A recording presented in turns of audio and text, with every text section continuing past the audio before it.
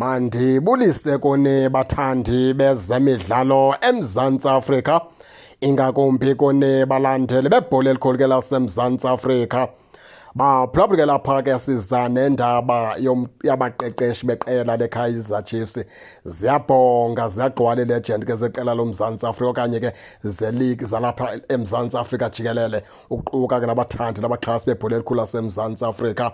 Bathi noko iKaizer Chiefs mayisheshise, ikhawuleze ifuna umqeqeshi konakele. Bathi noko ifuna umqeqeshi onengqiqo, ifuna umqeqeshi noko oqiqekileyo, onamava, ozokwazi bathwala le timu. Bathi ke abaninzi mayisebenzise into yokubana ke kule transfer window kaJanuwari ekusingathi iKaizer Chiefs ngeyikhawuleze ifuna umqeqeshi ngoba ayinamqeqeshi uzothi ga ngoku.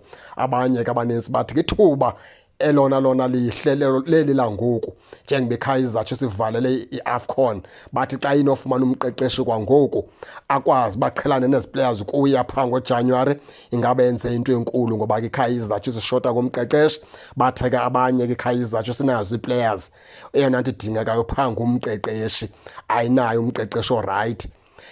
Kukho laa nto ke bikayathetheka kuthiwa mabasose bayekwe aba baqeqeshi bagqibele isizini ngoba bayazazi ezi players and ezi players zithengelwe phambi kwabo, ngabona sebeqhelene nezi players. Into ethetha ukuthi ke ngoku mabasose bayeke bagqibezele le season. Laa ntetha bobuvuvu baphulaphula ndiyayiphikisa, ayisahambi kakuhle laa ntetha bobuvuvu. Maske senze nje umzekelo, kwabona aba baqeqeshi babonakala ngongathi kwayezi players abazazi.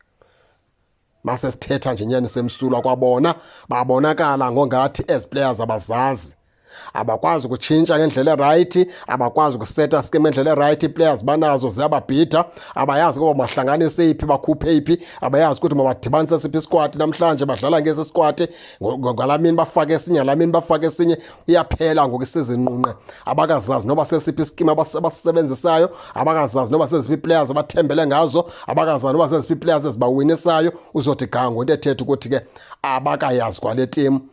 Kusho ukuthi asikho isidingo sokubana ugcina abantu abanjalo ukuthi babagqibe isizini ngoba bona ezi players zithengwe phambi kwabo, noko bayazazi.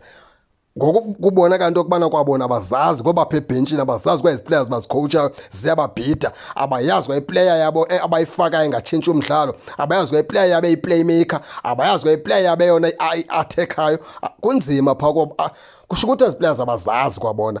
Isidingo sokuba mabagcinwe ke kuthiwa ngabona abazaziyo asikho baphulaphula. Uba iKaizer Chiefs uyakwazi ke ukufumana umqeqeshi onamava, ingabe nje yenze nje kakuhle ibathathe bakhulule. Kodwa xa ifaka umqeqeshi ingaphindi ivume umqeqeshi eze ne-assistant coach zakhe. Umqeqeshi makathole ilegend eKaizer Chiefs ngaphakathi, ibe iyona ke zamncedisa baqeqeshe iteam, kwenze into yokubana ke kubekho ukwenzela umqeqeshi indlela lula ukufunda ngaphakathi phaa etimini. Le nto bakuze abantu bade babayi-5 besuka ngaphandle bezoqala uqalelosha ukutimenga ngeKaizer Chiefs, besaza xa bafake ezabo izimvu, bafake ezabo intetha, bafake yabo isystem. Kusho ukuthi lapho akho nto yawuphuma emveni nge-5 years ngoba kaloku bazawutshintsha iculture yetim, bafake le yabo indlela yokudlala. Kanti xa kukho i-legends eziyazincakasana iKaizer Chiefs phaa ngaphakathi, zisebenzisane nalo mqeqeshi ke uzobe efikile, noko kwawuba lula,